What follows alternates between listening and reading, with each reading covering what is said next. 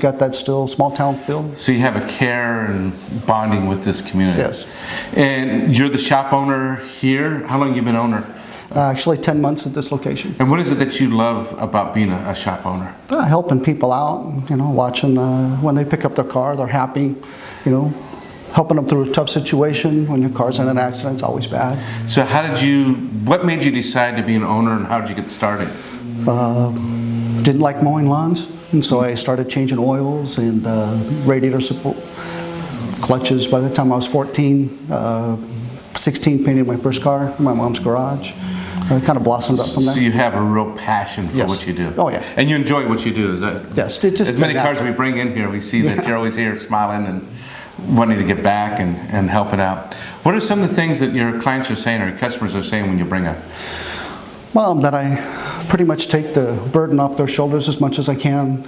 I try to help the community with the different projects and things of the such. Yeah. And what are some of the things you'd like your customers to know, or someone bringing the car in for the first time? What would be good for them to know?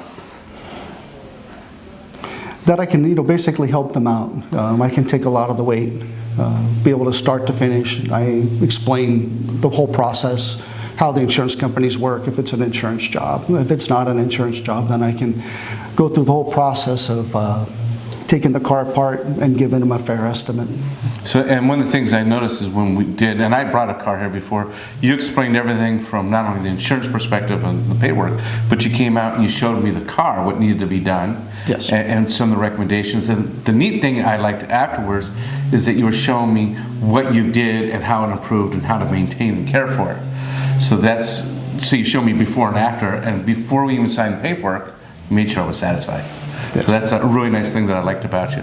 So you were saying that you give back to the community. What are some of the ways you're doing that now?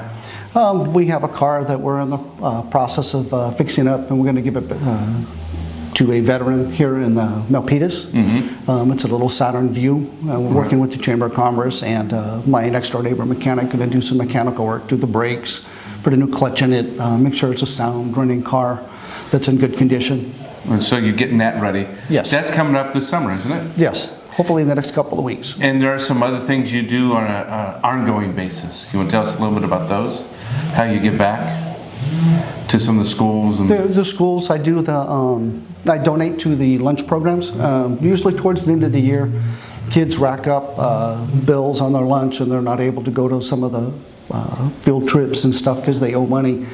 And so I go there and I help pay off some of the debts. So some of the underprivileged kids that don't have the money to pay off those debts can still go to those field trips. Well, that's great to hear, because you're always giving back, not only in when someone brings a car, but actually to the community. Correct.